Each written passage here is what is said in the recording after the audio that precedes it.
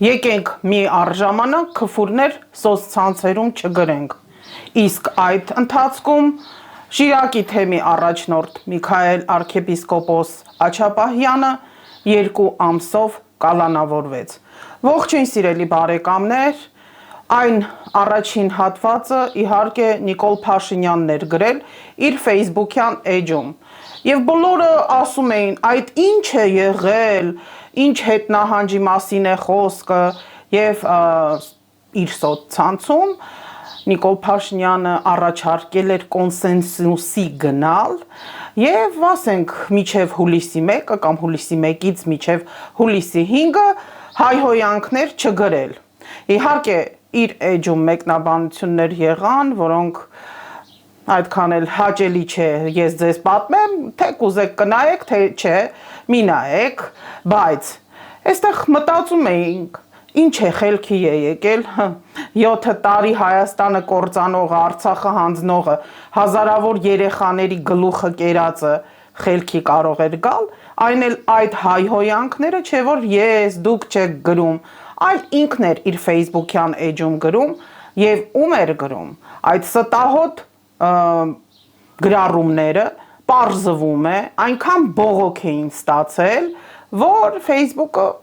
արգելափակել էր եւ վարչապետին ճակերտավոր խելքի բերել։ Դե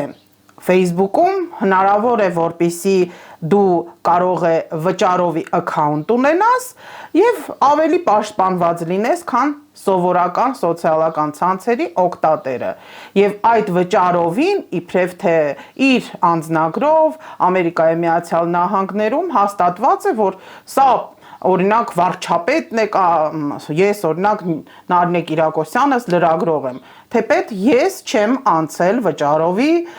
account-ին Facebook-յան, որովհետև ամեն ամիս պետք է որոշակի գումար վճարես։ Իդեպ այդ վճարովի account-ները նաև փող են աշխատում եւ 1 միլիոնից ավել օգտատեր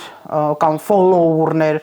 ունենալով Նիկոլ Փաշինյանը իհարկե իր Facebook-ին ավելի քիչ է ծախսում, քան ավելի շատ է ստանում։ Այսինքն Facebook-ել է փողը աշխատում։ Նույնը իհարկե Աննա Հակոբյանին։ Բոլորը այսպես մտածեցին երևի Նիկոլ Փաշինյանը իսկապես ինչ որ մի բան խելքին եկել է, չէ որ Միքայել arczepiskoposին կալանավորելուց հետո դա եղավ, բայց իրականում միայն այն պատճառով էր, որ այնքան էին բողոքել, հատկապես այն հատվածներում, երբ որ կաթողիկոսին Նիկոլ Փաշինյանը, Կտրիչ Ներսիսյան եւ քահանաներից մեկի Մասյատոն, ուրեմն թեմի կարծեմ, եթե չեմ սխալվում, Տեր-Զարեհի հասցեին վայրահաչոցներ էր գրել, հենց այդ գրառումները Facebook-ը փակել էր։ Մի խոսքով դրանից հետո էլի չէր հանգստացել Նիկոլ Փաշինյանը, մի հատ էլ նորից իր Աննա Հակոբյանի հետ կրթվելը նորաձև է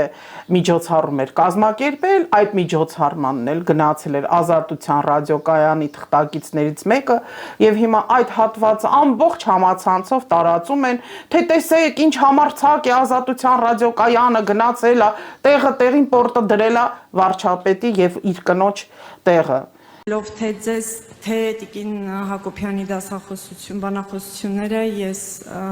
մի հիմնական նպատակ կա այդ երկուսում էլ ունենալ ուժեղ պետություն, որտեղ գործում է իրավակարգը, գործում են օրենքները եւ ուժեղ պետություն ունենալու առանցքը նաեւ հենց սա է հիմա Սրա վերաբերյալ ձեզ, պարոն վարչապետ, հարցս հետեւյալն է, սրա հետ կապված երկու իրավիճակ նկարագրեմ եւ հարցերս հնչեցնեմ։ Այս ամենի ֆոնին, այս օրերին հայ առաքելական եկեղեցու եւ իշխանության հետ հարաբերությունների ֆոնին ձեր էջում բազմաթիվ գրառումներ կան հոգեվորականների անձնական կյանքի վերաբերյալ դրվագներ, մարդկանց մոտ կասկածներ եւ պնդումներ։ Ես ներողություն եմ խնդրում, ուղղակի որպեսզի տեսեք, այս ֆորմատներում ես սովորաբար քաղաքական բնույթի ոչ մի հայտարարություն ուժեղ պետություն ունենալու ձեր ամենայն հարգանքով, տեսեք, եթե ես ձեր հարցին պատասխանեմ, պիտի հիմնավորեմ ինչի եմ այդ ամեն ինչը այդպես արտահայտել։ Այդ նշանակում է, բայց հարցս չեք լսել, պարոն վարչապետ։ Դե խնդրում եմ այնպիսի հարց տվեք, որը քաղաքական բանի քաղաքական քննարկման չվերածվի։ Ուժեղ եւ իրավական պետություն ունենալու տրամաբանության մեջ է հարցս եւ հարցս հետեւյալն է. այդ գրառումները, որոնք ձեր էջում զետեղված են, դրանք վերաբերում են հոգեվորականների անձնական կյանքին եւ հնչում են կասկածներ, որ դուք որպես վարչապետ օգտագործում եք ձեր լծակները, ձեռք եք բերում իրենց անձնական կյանքի մասին տեղեկություններ եւ դրանք հրապարակայնացնում եք։ Իրոք է, չեղավ։ Այնուամենայնիվ, եկենք այս հատվածը մի փոքր բացատրեմ, թե ես ոնց եմ ընկալում որպես լրագրող։ Առաջին հատվածը պարզ է, որ տեխնիկապես շատ դժվար է կոտրել, ջարդել, փակել Facebook-յան էջը Նիկոլ Փաշինյանի, իսկ հենց Facebook-յան էջն էլ ամենամեծ ազդեցությունն է տալիս, ով ինչ ուզում է ասի, թե իբրև թե SMS-ներով է հրահանգ տալի ԱԱԾ-ին, ոստիկանությանը, այնուամենայնիվ ինքը առաջինը, իմանալով իրավական տեսանկյունից, որ գրառումները կարելի է դատական կարգով վիճարկել, դա էլ այնքան ժամանակ կպահանջի, վերջի վերջո կարող է ասել, գիտեք, իմ Facebook-ը կամ չգիտեմ Instagram-ը ընկել էր արփի ձեռը, ինքն էլ այդպես էր գրել։ Հա, դուք հիմա կասեք, հո արփին չէր գրելու այդ ձևի բառեր ու հատկապես խայտարական էր, որ BBC-ն, Euronews-ը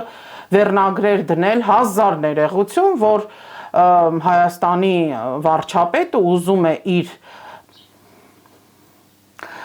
առնանդամը, բայց անգլերեն թարգմանեք, ցույց տալ կաթողիկոսին եւ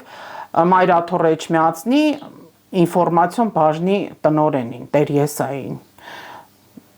Այնքան մարդ ինձ զանգեց, գրեց, այսինչ խայտառակությունը։ Ես իհարկե արդեն սովորել եմ այդ հարցերին եւ կարողանում եմ քիչ թե շատ պատասխանել, բայց արի ու մի տես եկանք հասանք նրան, որ իսկապես այդ գրառումները, որ կտրիչ Ներսիսյանը խոսքը վեհափառ մեր հայրապետի մասին է, պետք է հեռատնա հարանը վեհին, ով կպատկերացներ, որ իսկապես գիշերով կամ առավոտ շուտ, մեկ էլ սկզբից կգնան Գյումրի եւ կփորձեն ձերբակայել Շիրակի թեմի առաջնորդ Միքայել arczepiskopոսին եւ այնտեղ չտեսնելով, իդեպ հոգեվորականները գնացել են, որ փորձեն մտնեն Շիրակի թեմ, այնտեղ չեն կարողացել մտնեն։ Կարող եմ մտնել ես, թե չէ, ես էլ ինձ եմ նկարում։ Կարող եմ մտնել։ Պատասխանեք մի որ հեշտ ամուսոց ցերկս մտցնեմ ուզենամ մտնել, հերոշտելու եք, չէ՞, ասեք կարող եմ մտնել, թե չէ։ Ես կպատասխանեմ։ Ասեք կարող եմ մտնել։ Չեք կարող։ Լավ, Խնդրում աստիճաններից ներքին։ Ուրեմն մարդիկ հրաժարվեցին իմ իրավունքները իրացնելու եւ թույլ տալու, որ մտնեմ ներս։ Կոնկրետ էս մարդը, չգիտեմ, հա։ Գյումրիից այդ դիմակավորները ավելի շուտ մի զորք գնում է Էջմիածին,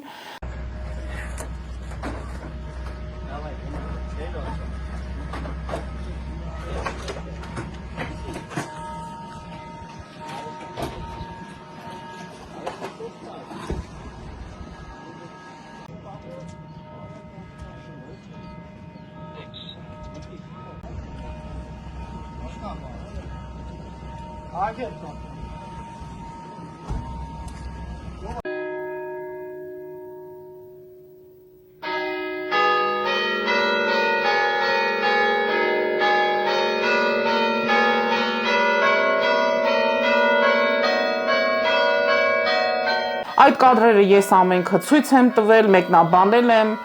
բայց միջև այս տեսանյութը նկարելը շատ հուզվել էի, քանի որ ամբողջ գիշեր շատ մտածում էի, թե ինչ իրավիճակում է arczepiskopos Աչապահյանը, որովհետև իր առողջական վիճակի մասին շատ եմ մտահոգվում, հոգով շատ ուժեղ եմ։ Ես ինձ չեմ հավատում, որ կգտնվեն մարդիկ, ովքեր եկեղեցու նկատմամբ ոտնձգությունը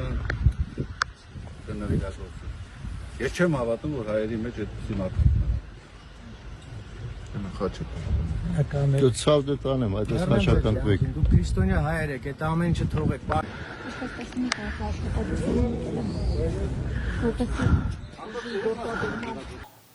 Այն կադրերը, որ տեղադրված է իմ ուրեմն YouTube-յան ալիքում, որ չկրկնեմ, կարճ կոնկրետ ասեմ, որ երբ Էջմիածինը փորձեցին գրոհել, պատուհանից էին մտնում, ճաղերից, հոգևորականները, հավատացյալները չէ, հենց հոգևորականները, իսկապես ուժեղ տղաները, ուժեղ հոգևորականները կանխեցին, թույլ չտվեցին, բայց վեհարան չմտավ Աչապահյանը։ Եվ այդ կադրերը դուք կարող եք տեսնել, ու երբ փորձում էին այդ դիմակավոր աղձականները մեքենա մտցնեին, Աչապահյանին հարվածներ հասցրեցին, շատ հուզված էր։ Հետաքրքիր է, որ ես ձեզ պատմում եմ ու այսպես կինոյի նման, ժապավենի նման, աչքիս առաջ է անցնում, թե ինչ էին անում, ոնց էր հուզված, ջղայնացած Սրբազանը եւ 62 տարեկան է, 62 տարվա մեջ ինքը լինելով իր ճյուղով նաև իր ընտանիքի անդամները եւս հոգևորականներ են եղել, ազնվականներ են եղել, ուղն ու ծուծով, արյունով այս մարդը հոգևորական է եւ միշտ իր խոսքը շատ ուժեղ է եղել, անկախ նրանից ոնց կընդունեք, ինչ կընդունեք, ամեն դեպքում հատկապես Շիրակի մարզում պետք է հասկանային, թե ինչ իրավիճակ է եւ ես զարմացած եմ, որ այդքան մարդկանց մկրտել է Սրբազանը, բայց ուժեղ մի հատ այսպես զորք չկազմեցին ու չգնացին, այնուամենայնիվ ով կարողացավ Էջմիածնում հասավ եւ իր շնորհիվ նաեւ լրագրողների դուք տեսաք Սյուզի Բադոյանի տեսանյութը տվեցի, Անի Գևորգյանի, հիմա Լիա Սարգսյանի նաև նկարները կդնեմ վիդեոները եւ Հայկ Ալոյանի մի խոսքով տարբեր իմ գոլեգաների կադրերով ես այդ օրը տեսանյութը դրեցի, որտեղ ֆիզիկապես այնտեղ չէի, աշխատում էի իմ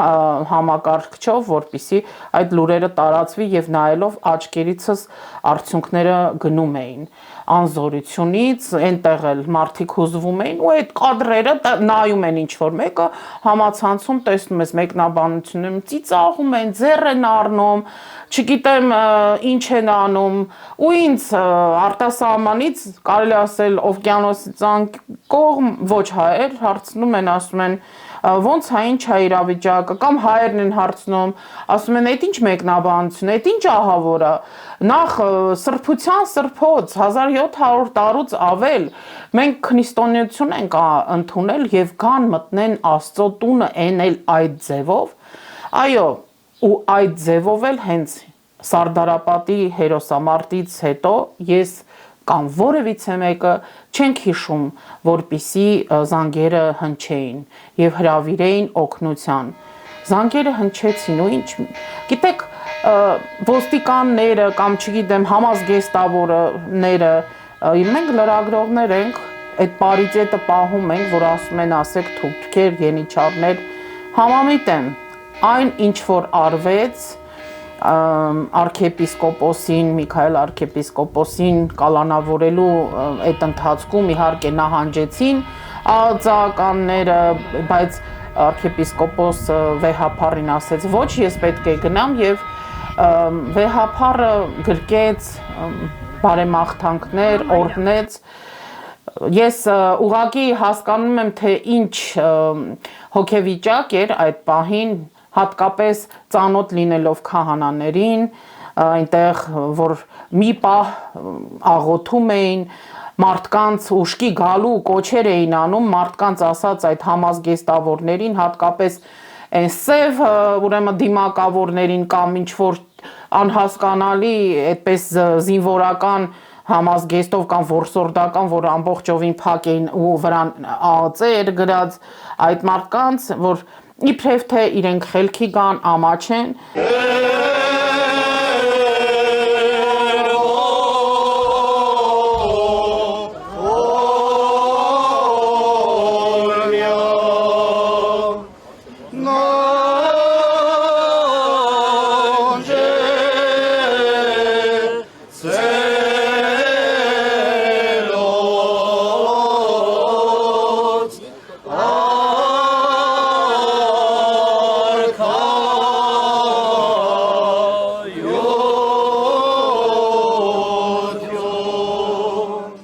Ես ասեմ, որ 90% ով իր դեմքը փագում է, ոչ էլ ամաչում է, ինքը շատ լավ գիտի իր դեմքը չի երևում կամ թքած ունի։ Եվ այդ խոսակցությունների ընթացքում օրինակ իմ գործընկեր Հայկ Ալոյանը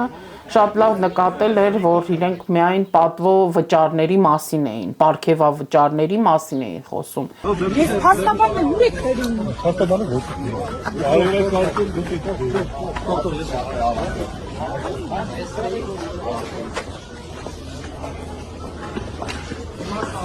Ողջույն ով որ քրիստոնյա է։ Ով որ քրիստոնյա չէ, ողջույն չի։ Քրիստոնյաների ողջույն։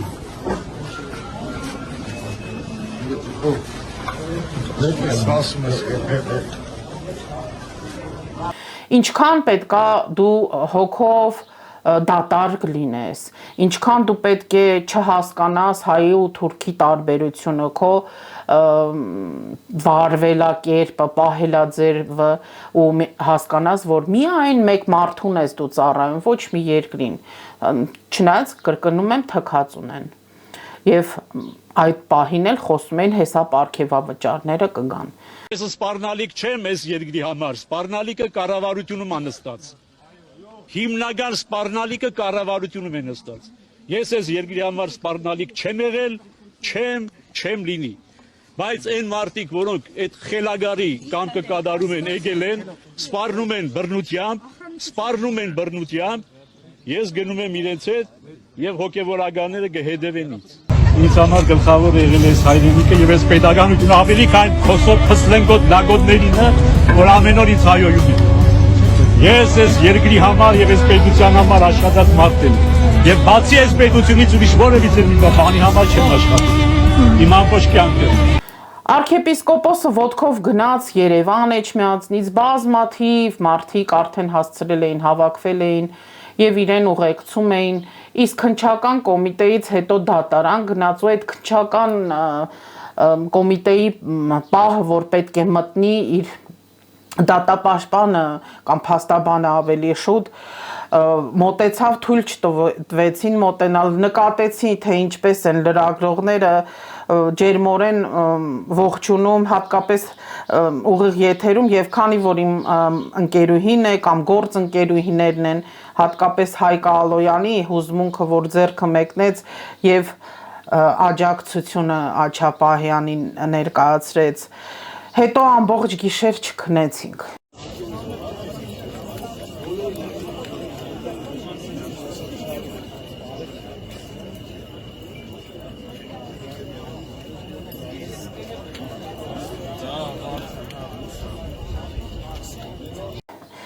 Այդ քննչական կոմիտեից գնացին դեպի դատարան մարդիկ, ովքեր տարբեր կուսակցությունից էին, տարբեր, չգիտեմ, քաղաքական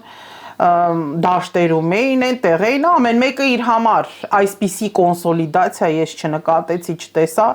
երևի այս ընթացքում հիմնականում լրագրողներն են ամենա իրար հետ մերված, կոնսոլիդացված գործընկերային հարաբերություններ ունեն, բայց եւ իրավաբանները, փաստաբանների այս ընթացքում աշխատանքը իրենց այդ նվիրվածությունը ոչ մեկ չունի, անկախ նրանից, որ չեն ասում, ասենք փողով են աշխատում, հետո օրենքը փոխվեց, Նիկոլ Փաշինյանը այնպիսի ուրեմն հարկեր բաներ դրեց, որ նույնիսկ փաստաբանը չի կարող անվճար աշխատել, ամեն դեպքում, այսինքն օրենքը այդպես պարտադրում է, որ պետք է պաշտպանյալը վճարի կամ իր բարեկամները։ Իրենք խումբ կազմեցին եւ սրբազանների, դե չեմ ասում, որ նախքան այդ սրբազան պայքարի անդամներին եւ Բագրատ arczepiskopos Գալստանյանին էլ ձերբակալեցին, այսինքն կալանավորեցին եւ 2 ամսով այնտեղ անընդհատ պատկերացնում էի, որ Իգոր Սարգսյանն էր կամ Սարգսակ Հրայրը եւ շատերին ես անձամբ ճանաչում եմ, դրա մասին խոսել ենք եւ գիտեք իսկապես շատ հուզական պահ է, իսկապես հուզական է, որովհետեւ անընդհատ դու մտածում ես, իսկապես սրանք թուրքեր են, ոնց են վարվում եւ այն ինչ որ խոսում էին, մտնում են կաթողիկոսի տեղաշոր, քահանաների, եպիսկոպոսների, այդ բառերը, որ օգտագործում են, կա սահման, որ ես չեմ կարողանում անցնել։ Ես ընդհանրապես չեմ կարողանում հասկանալ այդ ուշունց տալ, քֆուր տալ, չգիտեմ ինչ բառերով կեղտոտ զուգարան բառապաշարը ու մեզ այդ բառապաշարը փաստորեն հենց Նիկոլ Փաշինյանն էլ փաթաթեց մեր վզին եւ այն որ գրում են դոկը կամ այն մյուսը ինչ որ այդպիսի օկտատերեր կային Facebook-յան ես անունները լավ չեմ հիշում իբրև թե ԱԱԾ-ն էր փնտրում ասեն բոլորի բառապաշարը շատ նման է Աննա Հակոբյանի, Նիկոլ Փաշինյանի եւ հայկական ժամանակում մի քանիսի որ իրենց հետ աշխատում էին հիմա էլ աշխատում են իրենց լրիվ բնորոշում է ոնց են իրանք ու զարմանում ես որ այդ մարդիկ երեխաներ ունեն ափսոսում ես այդ ինչ երեխաներ են դաստիարակելու ու հետնել մի հատ էլ կրթվելը նորաձև է այդ արշավն են սկսել ու ամեն ինչը պետական բյուջեի հաշվին կրկնեմ որ ով որ մեր ալիքին նոր է միացել Սիրելի բարեկամներ, ես միջազգային լրագրությունությամբ զբաղվում եմ 94 թվականից, այսինքն Նիկոլ Փաշինյանի հասակակիցն եմ, իրեն շատ լավ եմ ճանաչում եւ մյուսներին, այսինքն ես առաջին ձեռքից ինֆորմացված եմ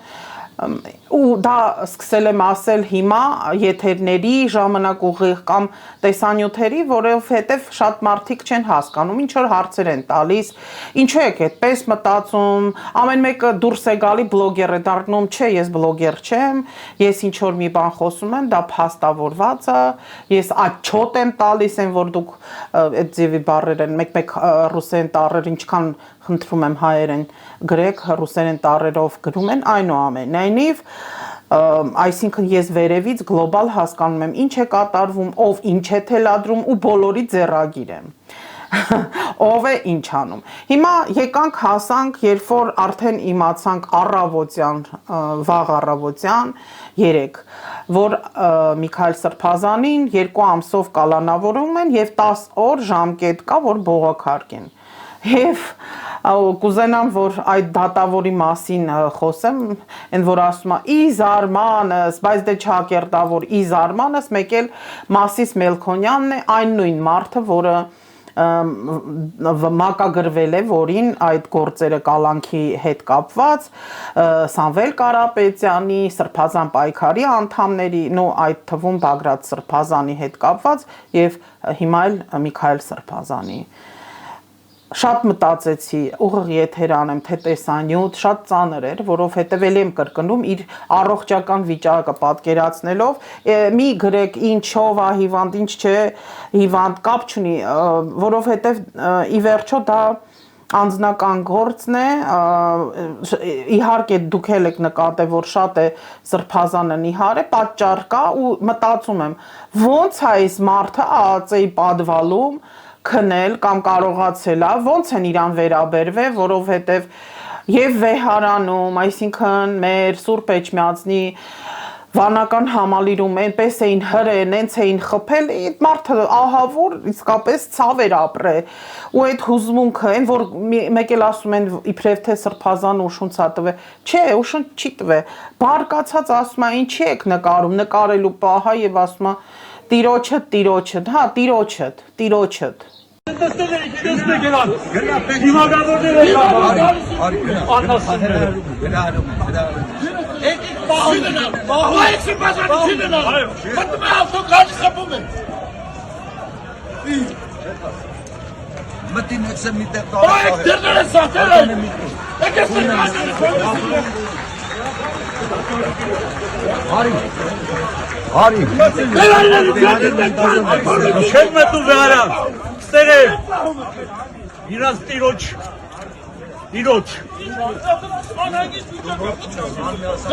Մենից ես նգարում, բան ես կեզ է նգարելու։ Մենք մարդ ենք եւ մեր հոգևորականներ սրբեր չեն։ Սրբերը Հիսուս Քրիստոսն է, հասկանում եք դուք այդ տարբերությունը։ Եվ ինձ թվում է իմ դիտողը հասկանում է ուղղակի այդպես ռեպլիկ դուրս եկա, որովհետև այն սոցիալական ցանցերի մեկնաբանությունները, որ դուք տեսնում եք ու ասում եք, այսքան ժեղ կա, այսքան Նիկոլա Զավր կա, այսքան զոմբի կա, 98%-ը դրանք ֆեյքեր են, բոտեր են, որովհետև պետական մակարդակով վճարվում են դրա համար, ֆեյքերի ֆաբրիկաներ, մեր գրպանից են դուրս գալի ու այդպես շարունակում են։ Իրական մարդիկ այնտեղ նորմալ մարդիկ նախ չեն գրի ու հատկապես հայաստանցիները, եթե տեսնեք նաև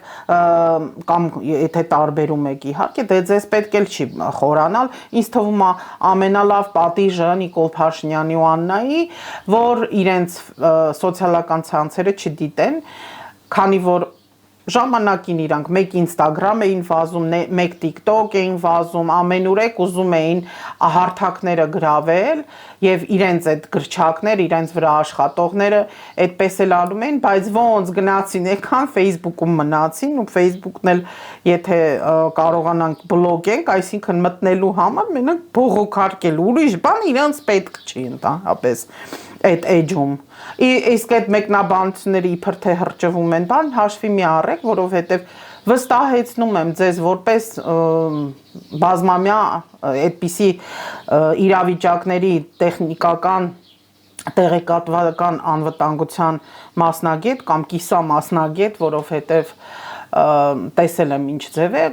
եւ կարող են նաեւ լինեն դրսից վճարված, որովհետեւ հայերեն տառերով մեր հերոսների, ասենք Գարեգին Նժդեհի կամ չգիտեմ, հիմնական Գարեգին Նժդեհի ուրեմն նկարն են վերցնում, հայերեն տառերով ինչ որ բան են գրում ու սկսում են հայերի վրա հարձակվել, մեկնաբանություններ, էս եկեն եք, ձեր կաթողիկոսը սենց, ձեր եպիսկոպոսները, ձեր հոգևորականներն ու սրբապիղծեր, որովհետեւ անհնար է ընդունել, որ ել եմ կրկնում, աշխարհահռչակ, Dolce Vele, բոլորը բացեք, տեսեք, Euronews, BBC, CNN, ABC News, ես միշտ հետևում եմ, այդպիսի վերնագրեր են դրում, որ մարդը ամաչում է, հետո հատկապես որ Աննա Հակոբյանը գրել է, որ թարգմանաբար դա պեդոֆիլիա է նշանակում, այսինքն մանկապրծություն, ում դուք ունեք փաստեր, դա ոչ մեկ պետք է չապացուցի, որ ասում են հիմա էլ այդ երկու զույգը, հա, այդ չարիքները, որովհետև այո, փրկյա իչար է մեզ, փրկյա իչար է, հենց չարիքն էլ իրենք են, իրենք պետք է ապացույցներ բանանեն, հա, իրանց վրա դատի տվել են իհարկե, նաև լրագրող կա, նաև Ռոբերտ Քոչարյանն է դատի տվել, ամենքս էլ դատի տանք, բայց դատական համակարգը այնքան փտած է, այնքան է արդեն ծնկի եկել Նիկոլ Փաշինյանի առաջ, որ ասում եմ, մակագրում են բոլոր գործերը մի դատավորի, որը դա ով է Հանրապետություն կուսակցությունից է, այսինքն Վազգեն Սարգսյանի, այն որ դուք ասում եք քույրիկ, եղբայր, լավ, եղբայր Արամ Սարգսյանի կուսակցությունից է եւ ինքը զբաղվել է նաեւ ձեռներեցությամբ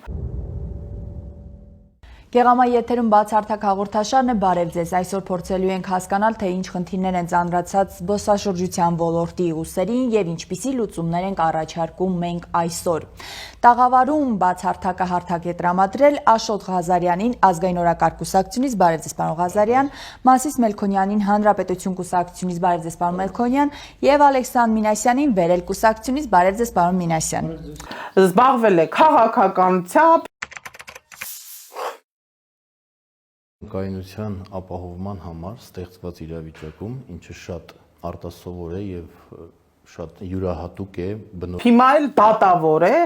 ես ուրեմն բաց դաշտից իր կենսագրականն եմ հանել, կարդում եմ, այսպես ապշում եմ, նախ 76 թվին է ծնված Երևան քաղաքում ու կրթությունը սկսվում է 1999-ին ավարտել է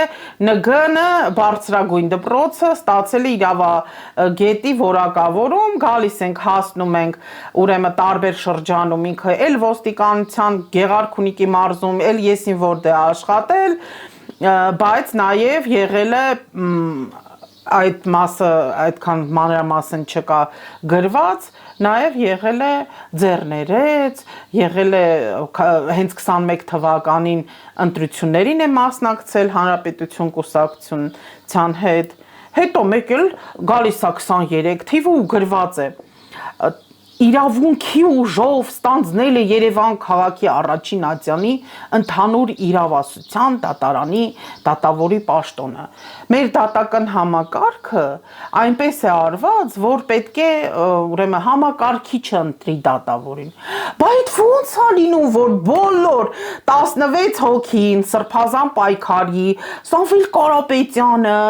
եւ Միքայել Սրբազանի գործը հենց այս մարդուն է համակարգիչը հանձնում։ Համակարգիչը երևի արհեստական բանականություն, բան չգիտի, կամ կարող է այդ արհեստական բանականությունն է մեղավոր ու այս դատավորին է մցրել այդ բանին։ Այնուամենայնիվ ասեմ, որ այս մարդը նույնիսկ այդ ԱԱԾ-ի նորանշանակ տնօրենի թասիբը չունեցավ,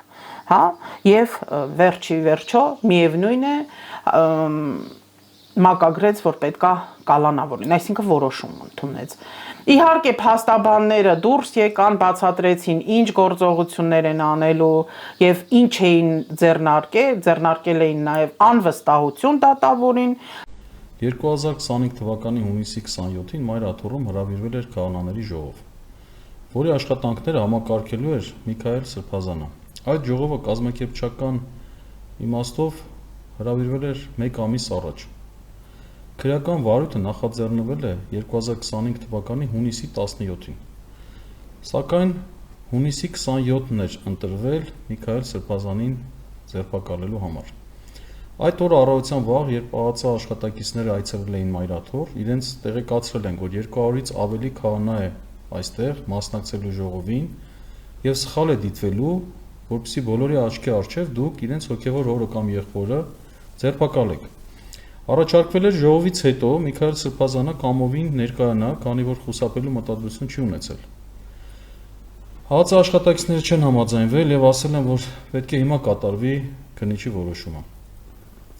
Երբ լուրը Միքայել Սրբազանի հետ միասին ասեցին քահանաներին, դա առաջացրեց նրանց արդար զայրույթը։ Ներկա քահանաները դա համարեցին եկեղեցու եւ անձամբ իրենց դեմ ուղղված քայլ։ Այդ ընթացքում Մայր աթոռի տարածք ներխուժեցին դիմակայված ԱԱԾ հատուկ ջոկատի ծառայողները եւ ոստիկանները։ Ընթացքում նաեւ քաղաքացիներ էին ներս մտնում։ Իմ կարծիքով իշխանությունները հատուկ սրեցին վիճակը,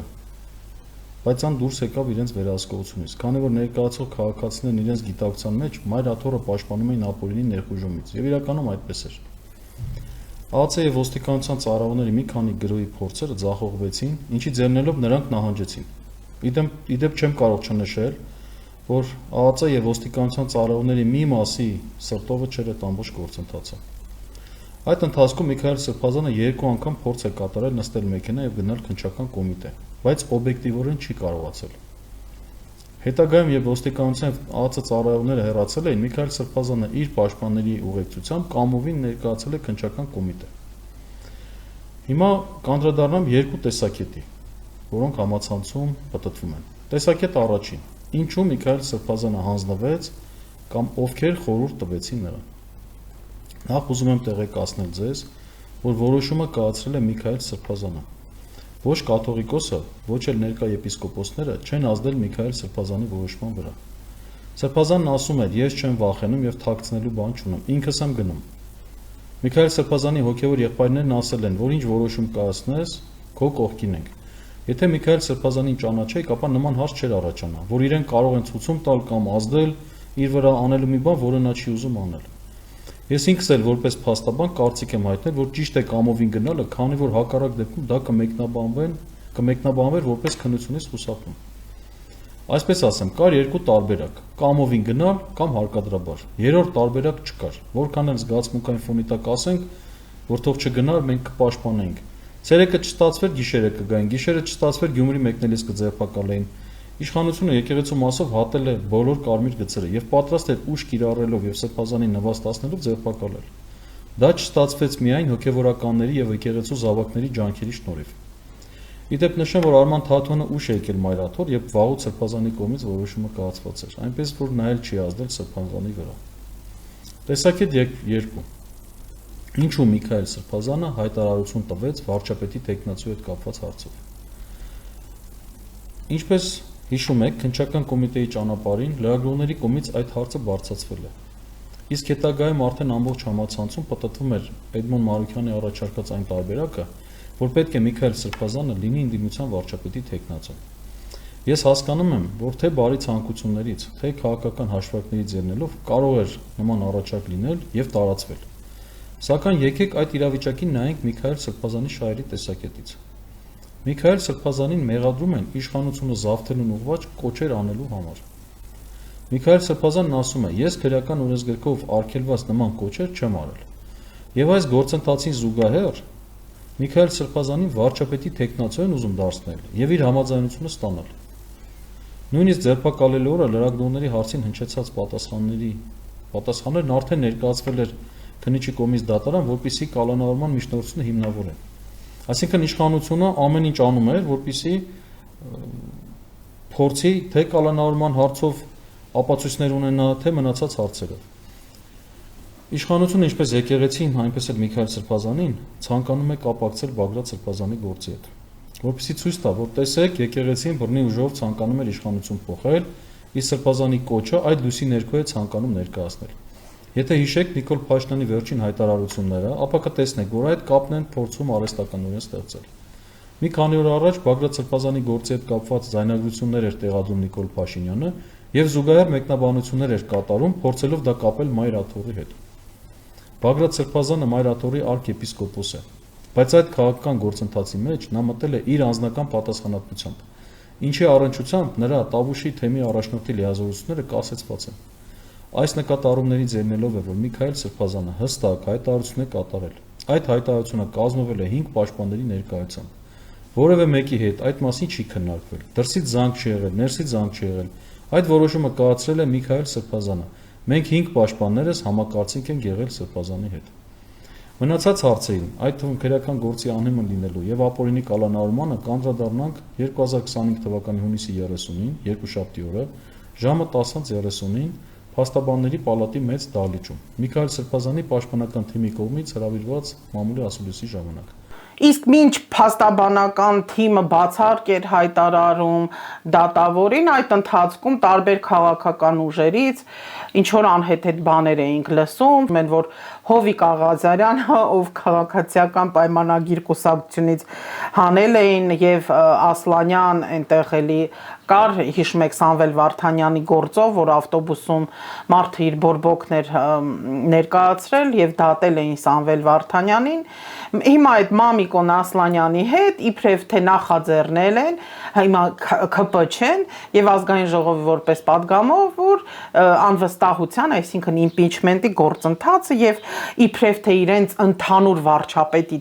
տեխնացուն դա Սրբազան Միքայելն է եւ Մարուքյանը իր սոցցանցերում անդադ գրում է, որ ահա կաթողիկոսը եթե թույլ տարվան, այսինքն նորից ինչ որ այսպես շեշտադրումներ գնան դեպի վեհափառ հայրապետին, իսկ իրանց ընդհանուր ուզածը ինչա 2018 թվականից որ կործանեն հայ եկեղեցին կաթողիկոսի վրա հարձակումներով, նոր հայրապետ, նոր Հայաստան, այդ շարժումը հիշում եք։ Հիմա ինչ տարբերություն նույն Մարուքյանի, այդ Էդմոն Մարուքյանի մասին է խոսքը։ Իհարկե արձագանքն էլ այնպես եղավ ու հատկապես հետո այդ մասին խոսեցին նաև ազգային ժողովի պատիվ ունեմք ու ծիծաղել էր, իսկապես ծիծաղել էր, որովհետև այդ ազգային ժողովի ուրեմն խմբակցության, այսինքն կուսակցականներ էլ կան, մարդիկ կան, որոնք քաղաքական ասպարեզում խելացի մարդիկ են, կարելի է իրենց հաշվի նստել, բայց դա փուչիկ է, ուղղակի փուչիկ։ Այսինքն դուք ուզում եք ներգրավեիք հոգևորականին, Սրբազան Միքայելին, իբր Բագրատ Սրբազաններ ձեր վարչապետի տեխնացուն, մի խոսքով այդ խաղերը ես այսպես ուղիղ ասեմ եւ դուք ինձ կհասկանաք, ամենախելացին ոնց պատտվեք վերջը դուրս է գալու կաթողիկոսը ու թող իրեն իսկապես շատ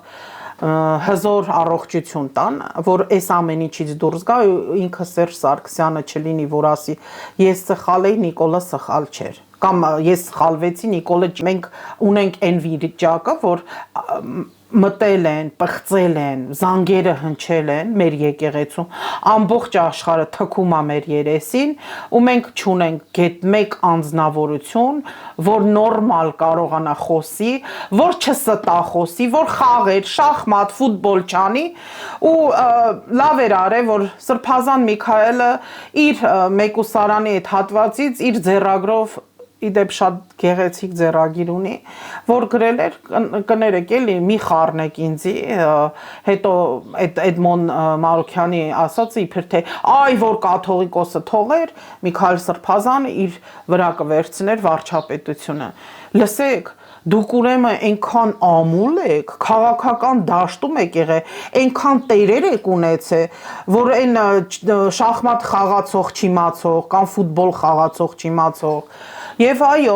բոլոր հոգևորականները ամեն մեկը իր ձևով շատ լավ ասեցին, հեռու մնացեք։ Ձեր ֆուտբոլները գնացեք ուրիշ տեղ խաղացեք, մի տապալեք մեր սրբոց սրբությունը։ Այդ ձեր պատճառով, ձեր ամլության պատճառով Արցախը կորցրեցինք, հարյուրավոր եկեղեցիներ կորցրեցինք, որտեղ դուք սկսեցիք համագործակցել Նիկոլ Փաշինյանի հետ։ Նույնը Մանեթ Հանդիլյանը, Էդմոն Մանրուքյանը, ուրիշները, բա դուք չէիք համագործակցում։ Հիմա կասեն, հա, Բագրատ Սրբազանը, մի քանի հոգևորականներ գնացիք 2018 թվականին Նիկոլ Փաշինյանին նաև աջակցեցիք, Աննա Հակոբյանին էլ բան չասեցիք, փող տվեցիք եւ այլն։ Իրենք ամեն դեպքում իշխանության չեն բերել։ Եվ այստեղ որ մեղադրում են եւ հոգեվորականները բորբոքվում են, ասում են հերիքա մեր այդ ֆուտբոլները գնացեք ուրիշ տեղ խաղացեք, մի խառնեք այդ ամեն ինչը։ Ճիշտ են ասում, որովհետեւ այսօրվա դրությամբ եկա զորքի դեմ դիմակավորված զորքի դեմը սովորական կուսակցություններ, քաղաքացիներ, չգիտեմ ինչը այդքան չդիմակայեցին, այլ հոգևորականները, այն տղաները, այն հոգևորականները, ում ես տեսել եմ ռազմի դաշտում։ Ու ստիպում են, որ անդադ խոսենք դրանց մասին, զենքով նկարներ դնենք, համազգեստով, որ ես ինքս Արցախում պատերազմի ժամանակ լինելով խուսափում է այդ նկարներից, հիմա տարածում են ու թշնամուն բերանը դնում են խոսք, ոնց որ Նիկոլի բերանն են դնում ամեն ինչը խոսք, թույլ են տալի, մտածված չեն խոսում, մտածված չեն գործում, ոչ համացանցում, ոչ հանրային հատվածներում։ Ես հիշում եմ Դադիվանքի Տեր հորը, Տեր Հովանեսի, որ զենքով էր ու այդ զենքը օգտագործեցին ադրբեջանական բոլոր ալիքները, տերորիստ են, ահաբեկիչ են, հիմա էլ Ալլահ Շուքյուրը Ալիևի հետ պարզա ասում է, որ մենք ահաբեկիչ են, գնում են նկարում են մեր եկեղեցիները, եկեղեցիների պատերին ինչ-որ գրառումներ, որ տեսեք, սա մեր ալբանական, այսինքն աղվանքը իրանք ալբանական են ասում, սկզբից ուդիններին տարան Դադիվանք ցույց տանի իբր ուդիններին նա, հիմա իրանցն է, որ սրբություն հայերը չունեն, այդ մերն է, հա, բա 1700 տարի առաջ դուք եք։ Այնտեղ եսի ինչ են գրում, մեր Սրոբ Մաշտոցը գողացել է ու Նիկոլ Փաշինյանը այդ ամեն ինչը վերցնում, ասում է, այո, եկեղեցին ահաբեկչություն անում եւ վտանգում է։ Ու հենց երեք կրթությունը նորաձև է, այդտեղ որ ասում եմ Ազատություն ռադիոկայանը գնացել է եւ նկարել է, այդտեղ հենց այդ մտքերն են հնչեցնում, ու այնպիսի մի ուրախ, ոչինչ չի եղել, ոչինչ, սրբության սրբոց, չեն պատուհաններից մտել, այնտեղ բախումներ չի եղել, էջմիածնու, ոչ մի բան չի եղել, ամեն ինչ կայֆ է։ Աննա Հակոբյանն էլ ասում է, ես սովորական քաղաքացի եմ, այլ վարչապետը ինձ պետքա պաշտպանի։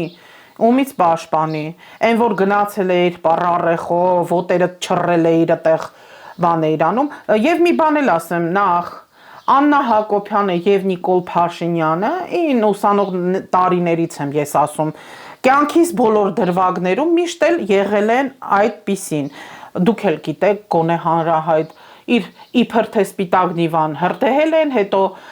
Գագիկ Ծառուկյանի կողմից սպիտակ նիվա էր ստանում ու այդ ցուցակներում, որ սրբազան պայքարի իբրև թե ահաբեկչություն էին անում, ահաբեկիչներ են։ Այդտեղ իզուր չի գրված այն մարդկանց անունները, որոնցից ծնվել է հենց Նիկոլ Փաշինյանը, որտեղ իր ոչի մեջ է, ինքը միտեղ գնում է հաց է ուտում, նույնիսկ այսպես ասած ավտարիզետների գողականների հացն էլ կուտնի ու հետո թքի այն տեղից, որտեղից ինքը ջուր է խմում, այդ ջրհորից։ Սովորական Աննա Հակոբյանն է, շատ սիրում էր,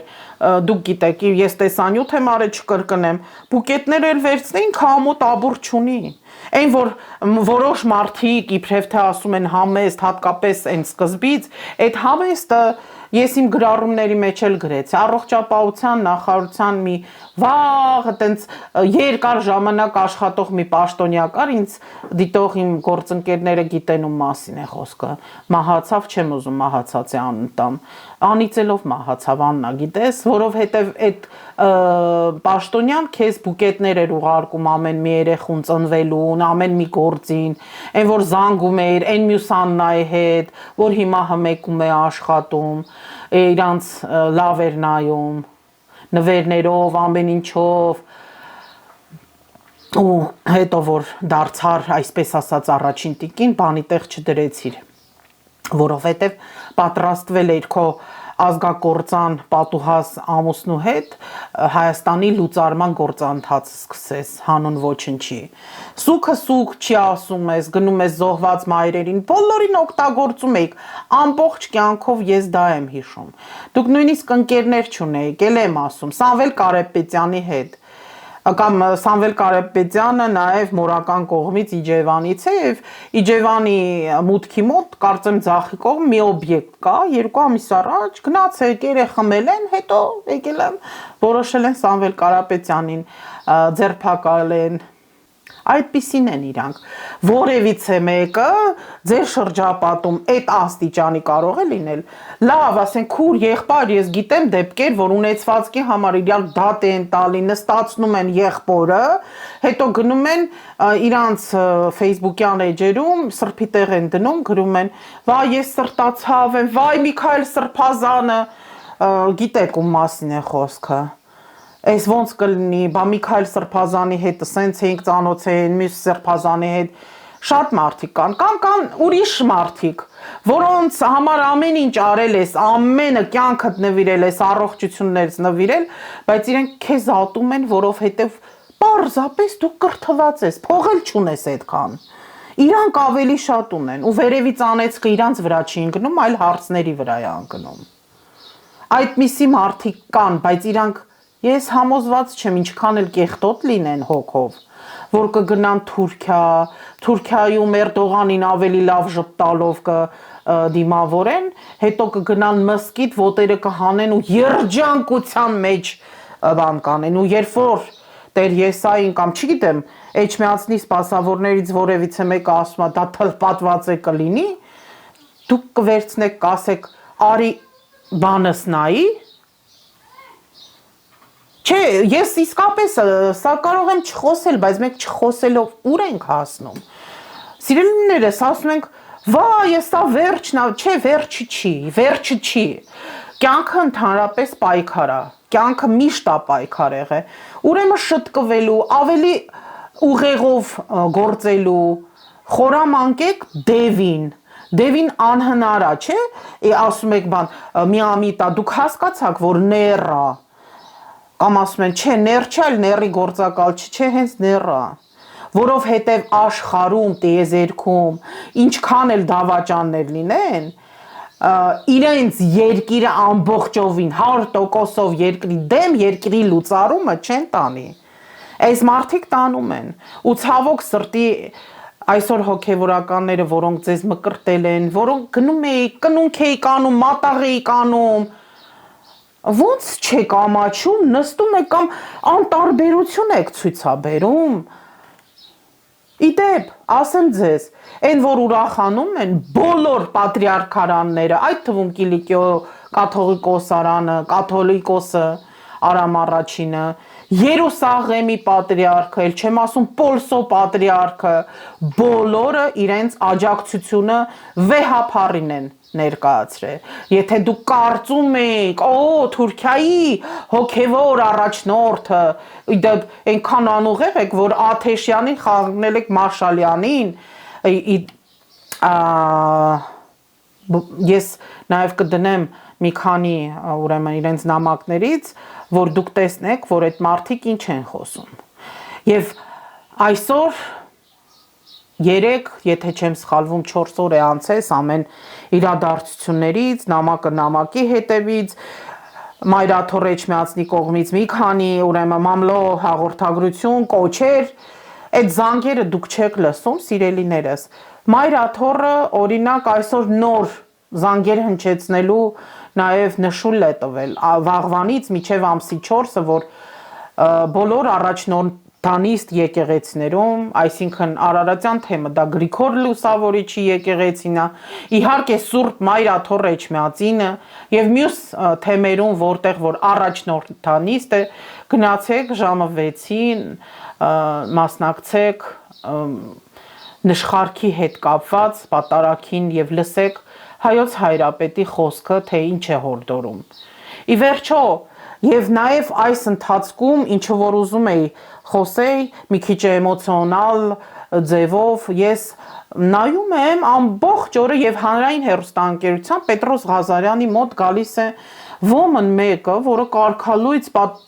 պարզվում է հոգևորական է, բայց այդ սքեմով, խաչով, ինչ իրավունք ունես։ Դու կարգալուծված ես, եթե դու քեզ կարգալույց չես համարում, դու իրավունք չունես, դա հայ առաքելական եկեղեցու զգեստն է։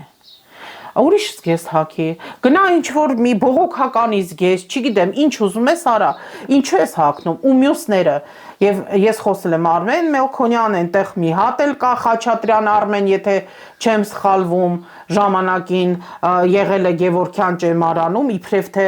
այնպիսի խելացի մտքեր է արտահայտում, կաթողիկոսին է բացահայտում, լսում ես մեջը ջուր։ Ու ճիշտ է արել կաթողիկոսը, որ խիստ է եղել, որոշ տեղերում ձեր վրա նաև բարձր ձայն է խոսել, այդպիսին չլիներ, բոլորդ էլ իսկապես կլինեիք եւ կներեք արտահայտությանս համար գոմիկներ եւ կոմիկներ։ Եվ Պետրոս Ղազարյանի մասին կուզեմ խոսեմ։ Պետրոս, այդքան կարելի է ծառայել Նիկոլ Փաշինյանին, այդքան կարելի է նշել, որ դու կլոուն ես։ Պետրոս Ղազարյանի հետ մանկությունս անցելը լավ չի հիշում։ Մենք Կաշեգործների փողոցում էինք ապրում, դա հին Երևանն է, Ուրարտական շրջանի, ձորել են ասում, Հրազդան գետի ափին, ոչ լավ իմանաք, Պանթեոնը գիտեք, մեր մեծերի գերեզմանները, այսինքն եւ Կոմիտասի թանգարանն է այնտեղ, այդտեղ ենք ապրել։ Ժամանակին իմ մորաքույրը, Օղորմածիկ մորաքույրը, Պետոյի մորը ու հորը շատ էր օգնում, որովհետեւ չեմ ուզում շատ բաներ բացեմ, բայց մարդիկ, այսպես ասեմ, աշխատանք չունեին, տալիս էինք, պետոյին էլ ինչ ասես ասում էինք, հիմա ամոթ չես անում, եկա մեծացել ես էլի, այդքան քո երեխեքին ոնց ես նայելու այդ աչքերին, վաղ մյուս օր իմանալու են, որ դուք ում եք ծառայում, գնացել եք հանրային հեռուստաընկերություն ու խոսում եք, սրան եք բերում, իբրև թե բոլորին հրավիրում եմ, հիմա էլ ամենուրեք մարդ չի ուզում ինչ որ մեկի մոտ գրառում անի կամ մեկնաբանություն, որտեվ պետոն ակազվեցը ընդեղ էլ կա։ Ահա, ուրեմն քաղաքական գործիչների հետ կապված ասեմ, որ շատ ողբալի վիճակում ենք։ Քաղաքական դաշտում ես կոնկրետ ունեմ իմ նախընտրությունը ու միջև օրս ոչ մի քաղաքական դաշտից լիդերներ բացահայտ չխոսեցին այս ամեն ինչի մասին, այսինքն այնպես որ անպագորգոր ինչ որ հայտարարություններ, լավ դե սթից հայտարարություններ նույնիսկ չտվեցին։ Ու ցավալի էր, շատ լրագրողներ նկատել էին նաև քննչական կոմիտեի դաշտում, այդ հատվածում, որ կանգնել էին դատարանում, մեկը ինչ որ ծառի տակ, վայ, ես ինչա վայ, ես ինչա կատարում, վայ, ու ես ինչ խաբեություններ եք, հոգևորականներին եք ուզում խառնեք։ Ես նույնիսկ գիտեք համամիտ եմ իմ շատ գոլեգաների հետ, որ մենք սցենարիստին լավ գիտենք։ Ու հատկապես որ գիտեմ ովքեր են աշխատում այսօր նախագահի, վարչապետի չէ մենակ, նախագահի մոտ, կամ այն մյուսի մոտ, այն որ մնացել ա դեռ է, պետական մարմին, այդտեղ պետական մարմիններում, ում են սպասում, որտեղ են ինչ են արած, լսեք, Սուրբ Էջմիածինը ձեզ ասում է, խելքի եկեք, հատկապես ուժայինները, դուք պետքա գահընկեց անեք Նիկոլ Փաշինյանին։ Եվ այդ ձև է ասում, ու նաև Աջաբահյանն էլ է այդ ձև ասում, վերցրել են 1 տարի առաջվա խոսակցության բանի հետ հիման վրա, այսինքն անօրինականություն, գործ են հարուցել ու քաղաքական դաշտում բոլորը նստել են սուսուփուս։ Ես կարամ մի բան էլ ասեմ, որ գուցե փողերը չի հերիքում, կամ չեն ուզում ծախսեն, կամ մտածում են 26 թվին կմտածեն, կամ այսպես ասեմ, երկրորդ նախագահի ֆան կլուբը մտածում է, որ կարող է գործեր նորից հարուցեն, կամ չգիտեմ ինչ անեն։ Հա, իդեպ առաջին նախագահի հետ կապված Հայ ազգային կոնգրեսը վեհափառին սատարելով բոլորն են գրել եւ Հայաստան դաշինքը եւ ինչպես ասեցի պատիվ ունեմն էլ առանձին նշել են, բայց այստեղ կոնսոլիդացիան, ինչպես Նիկոլ Փաշինյանը ասում է, լռություն, քֆուր չեն գրելու, դուք կոնսոլիդացվեք, այնքան է ձեզ ձեռ առնում, այ ձեր իբրև թե մարդիկ աշխատում են իր մոտ կամ կառավարության մեջ, բայց դուք չեք կարողանում լավ խաղերը տանել եւ չի ստացվում ոչ շաշկի, ոչ շախմատ, ոչ դուրակ, ոչ է ֆուտբոլ։ Այս ինձ թվում է իմ ասելիքը չի, բայց ես որպես լրագրող պետք է մեր հանրությանը տեղեկացնեմ, ժողովուրդ ջան, որ այս էլ անցնի կգնա ու երբ որ դուք մտածում եք վայ սա վերջնա, չէ մի մտածեք վերջը։ Ես կարծում եմ, որպեսզի Նիկոլ Փաշինյանին գահընկեց անեն ու Իրանից ազատվեն, միշտ ասել եմ ընտրությունների հետ կապված շատ մեծ դժվարություններ ենք ունենալու, բայց դուք ներելու եք ու համոզված եք, որ arczepiskopos-ներից մեկ կամ որևիցե բանտարկվածներից մեկը այդքան կդիմանա, ինչքան էլ հոգեպես ինքը ամուր լինի։ Բա առողջություն, այդ մարդկանցից մեծ մասը լավ չի, ժողովուրդ ջան։ Ես միշտ ասել եմ, ով որ Հայաստանից հատկապես չի նայում, ընդեղից գոռում է Հայաստանցիներ, մի բան արեք, բա երբ եք հանում։ Գիտեք, մենք ձեր առողջությունը ու հնարավորությունները չունենք։ Իսկապես չունենք։ Դուք դետալներին եք նայում, էս ինչ ձևի է, էս ինչ հագավ, ինչ հագավի զարմանում եմ։ Ու շարունակելով այս ամեն ինչ հետ գլխավոր գերագույն պատուհաս, ազգակործան պատուհասը, որ էլի շնչում է, էլի իր զորքով է ապրում, որովհետև Պարքեվավճարակստանի տուն են պահում Ենիչերները։ Հետո նեղանում են, ինձ առանձին զանգում են, բա սենց կամ էլ նենց են նեղանում, վաբշե չեն զանգում են, որ ասում են ընդհանրապես։ Հիմա նայեք, օրինակ, շրջակա միջավայրի նախարարը ով է, Սիմինձյան, գնում են Նիկոլը եւ Աննան ու գրում են Սիմիդի են կոտում, այսինքն չկա եգիպտացորեն հայերեն բառ կամ կուկուռուզ լավ առնվազը, որովհետև իրանց նախարարը կամ նախարարի քույրը Ամերիկայում գրանցել են իրանց մոտ իմ քայլը հիմնադրամ է կլպող, գրփող, կրթող, այսինքն կթող այդ հիմնադրամը ու գրում է Նիկոլ Փաշինյանը, որ գիտեք Դիլիջան ազգային պարկի տարածքում ուրանի թափոններ ենք պահում ու հետո գրում է այդ ռոբարսերժիկական ընտանիքի անդամները լրատվամիջոցներն են տարածում, դու ես տարածում, հետո էլ շրջակա միջավայրի քո Սիմինդլին եգիպտացորեն նախարարը հերքում է տալի, թե Դիլիջան ազգային պարկում դրան տենց չի կարա լինի, այսինքն արհեստական ամեն ինչը թեմաներ են տալի, արհեստական օրակարգ ու տենց անդադար, անդադար։ Դրա համար ես կարամ ասեմ, որ երկու օր լացեցի, Արցախը հիշեցի, բայց հետո հասկացա, որ չէ, միշտ էլ պայքարելու եմ, ու դուք էլ եք պայքարելու, իրանց ուզածը հենց է դա, որ հանձնվենք, չենք հանձնվելու, չի ստացվելու իրանց մոտ, չի ստացվելու, որովհետև ես, մյուսը, երեխեք կան, հիմա խոսում եմ Բաքում և ծիտիկներն են ծլվլում, և երեխաներն են, որովհետև արձակուրդա։ Այսօր այսքանը թեմաներից, սիրելի բարեկամներ, հուսամ արգելափակումը իմ ալիքի շուտով կվերանա, այդ հույսը ունեմ, որ նորմալ կարողանանք և